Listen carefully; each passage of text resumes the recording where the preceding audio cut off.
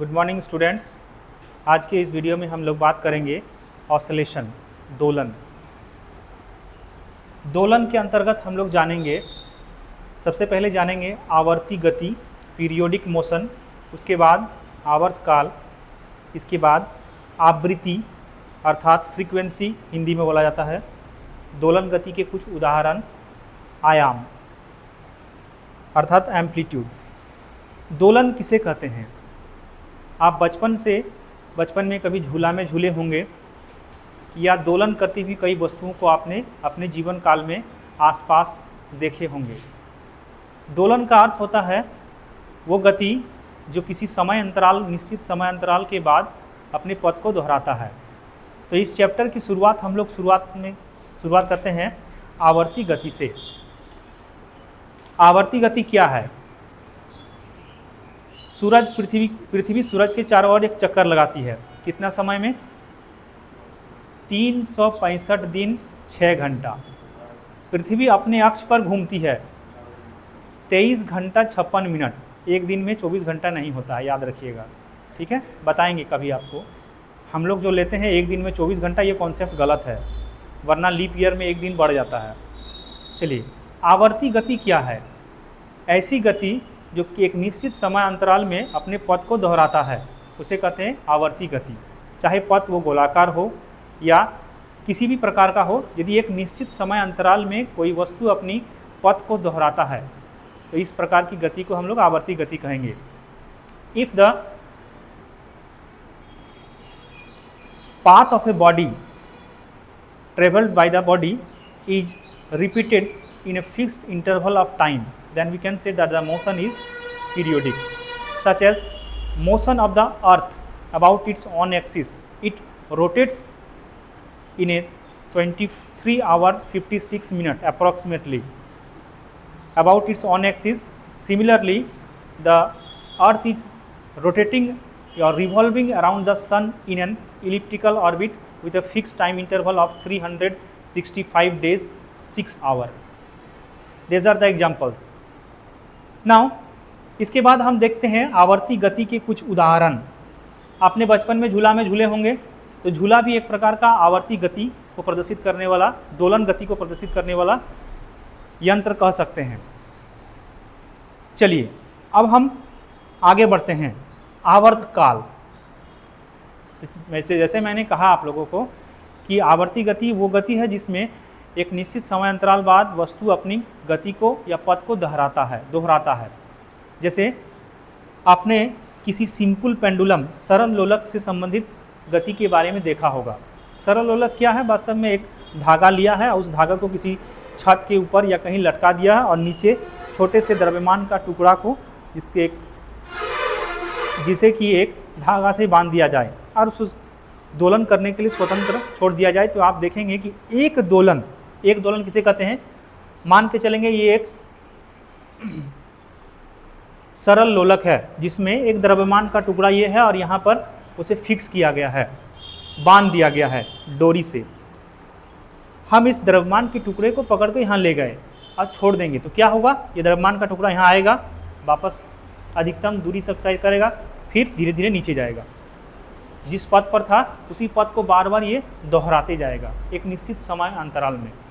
तो एक दोलन यहाँ से गया, यहाँ तक आया, फिर वापस जहाँ था वहाँ चला गया। ऐसे ये आया यहाँ तक, फिर वापस गया।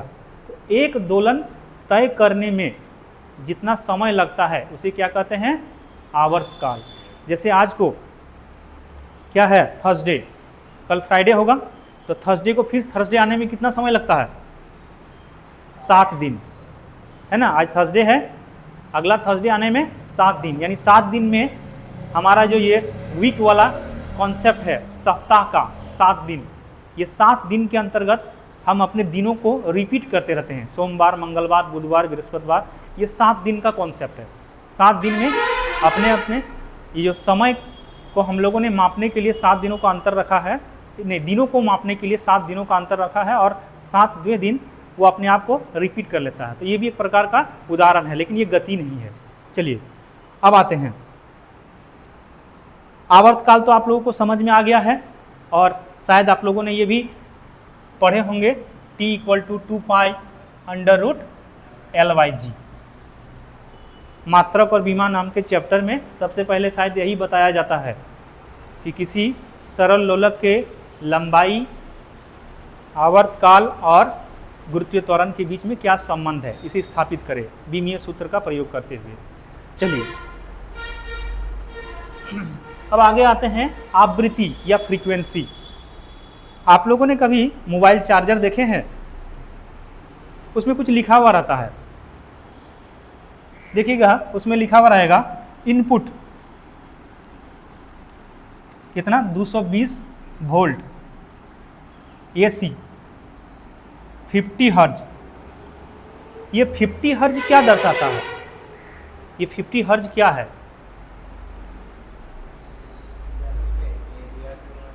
क्या है ये 50 हर्ज?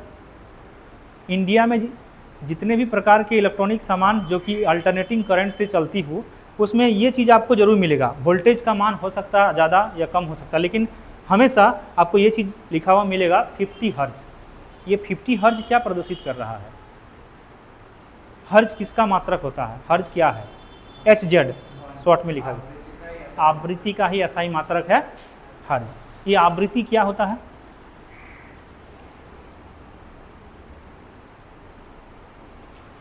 चलिए, यदि टाइम पीरियड T है तो आवृत्ति फ्रीक्वेंसी न्यू बराबर 1/T। गणितीय रूप से यदि टाइम पीरियड T है और फ्रीक्वेंसी आवृत्ति को न्यू लिखते हैं तो न्यू बराबर 1/टाइम पीरियड। अब इसको दूसरे ढंग से हम लोग समझते हैं। आवृत्ति क्या है? समय, आवर्तकाल होता है कि एक दोलन पूरा करने में लगा समय। एक दोलन पूरा करने में लगा समय को कहते हैं आवर्तकाल। तो एक इकाई समय में कितने दोलन होंगे? यदि मान के चलते हैं कि 20 दोलन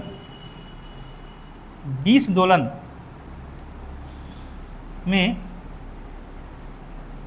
50 सेकेंड का समय लगता है, तो एक दोलन में कितना समय लगेगा? 20 दोलन तय करने में लगा समय तो 50/, ठीक है, सेकेंड।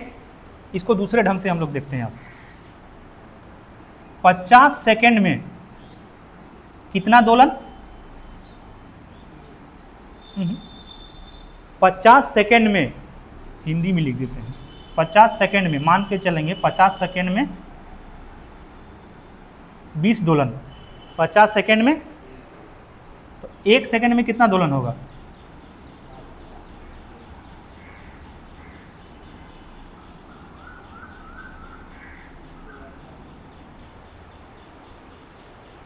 किसी सरल लोलक के लिए मान के चलेंगे हमने परीक्षण किया और प्राप्त हुआ कि 20 दोलन पूरा करने में 50 सेकेंड का समय लगता है। यानी 50 सेकेंड में 20 दोलन, तो एक सेकेंड में कितना दोलन?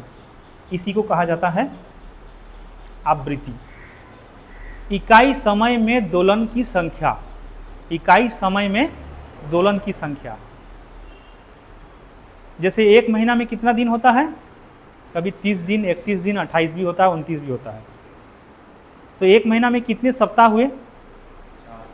4 से भी अधिक भी होता है, 5 नहीं होगा, लेकिन 4 से अधिक और 5 से कम होगा, ठीक है, हो सकता है। तो वहाँ थोड़ा सा डिफरेंस हो सकता है। लेकिन आवृत्ति हम किसे कहेंगे?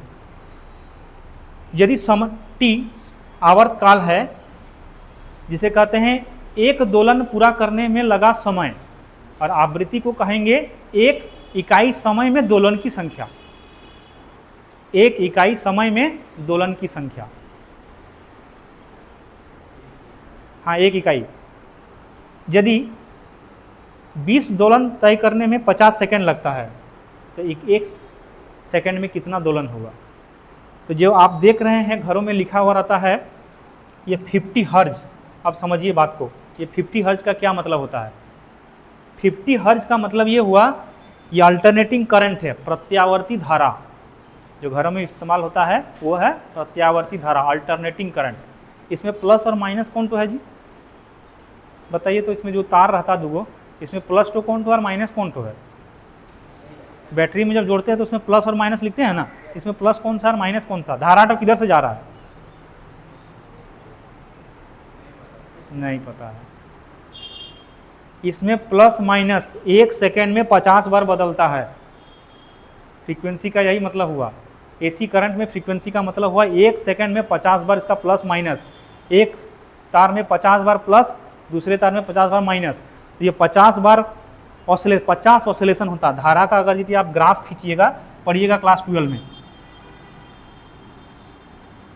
ये अगर प्लस है ये माइनस, धारा का मान एक तार में बढ़ेगा, बढ़ते बढ़ते मैक्सिमम गया, या वोल्टेज का मान एक तार में बढ़ते गया मैक्सिमम, फिर घटते घटते जीरो, फिर मिनिमम, मिनिमम मतलब निगेटिव में चला गया, और ये 1 सेकेंड में 50 बार बदलता है।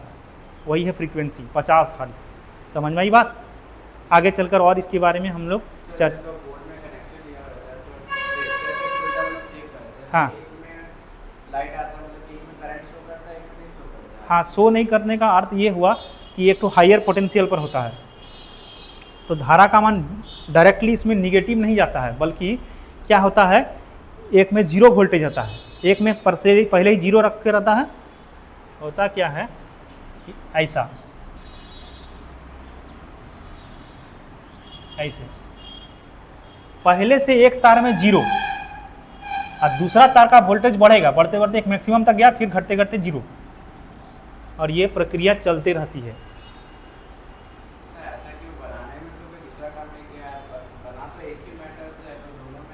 नहीं, अब अल्टरनेटिंग करंट बनता कैसा है इसके बारे में क्लास 12 में हम लोग पढ़ेंगे, इलेक्ट्रोमैग्नेटिक वेव। उससे पहले इलेक्ट्रोमैग्नेटिज्म, ठीक है, विद्युत चुंबकीय प्रेरण, इलेक्ट्रोमैग्नेटिक इंडक्शन नाम का एक चैप्टर है, उसमें हम डिटेल से जानकारी लेंगे कि कैसे विद्युत धारा बनती है, अल्टरनेटिंग करंट कैसे बनती है। लेकिन हमें अभी तत्काल क्या जानना है, फ्रीक्वेंसी के बारे में। ठीक है, हो गया। तो फ्रीक्वेंसी का SI मात्रक क्या होता है? अच्छा, टाइम पीरियड का SI मात्रक सेकेंड होगा, तो इसका SI मात्रक तो हर्ट्ज, और याद रखिएगा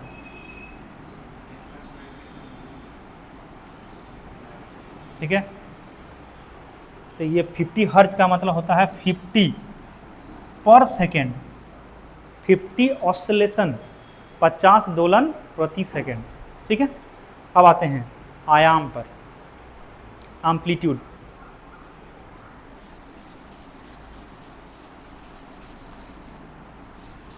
मान के चलेंगे कि ये एक दोलन गति को प्रदर्शित कर रहा है।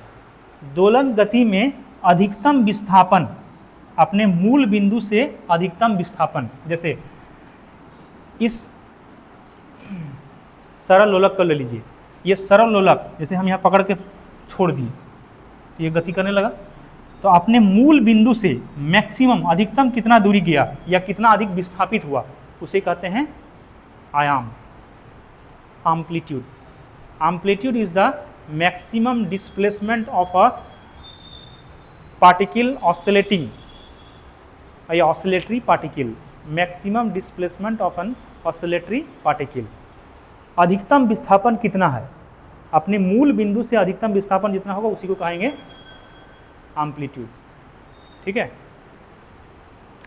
तो यहाँ पर इसका एम्पलीट्यूड ये है, अधिकतम अपने मूल बिंदु यहाँ है, ऊपर की ओर जा रहा है अधिकतम विस्थापन, यहाँ पर भी ये वाला भी है। अब हम किसी आवर्ती ऑसिलेटरी मोशन का एक एग्जाम्पल लेते हैं।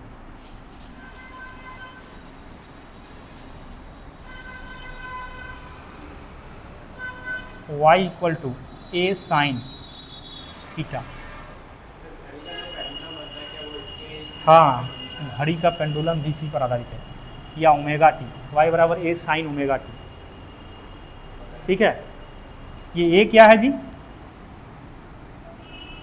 यही है एम्पलीट्यूड। ठीक है, omega 2 pi by T, T क्या है, टाइम पीरियड, 2 पाई लिख सकते हैं, 1 बाई टी बराबर न्यू। ठीक है, तो किसी ऑसिलेटरी मोशन या दोलन गति का उदाहरण ये है, और उसका ग्राफ खींचिएगा, ये आएगा, इधर की ओर है, ये y है, ठीक है, ये ए है और एक दोलन पूरा करने में लगा समय टी, यहाँ से यहाँ तक। ओके, ठीक है, बंद कर दो।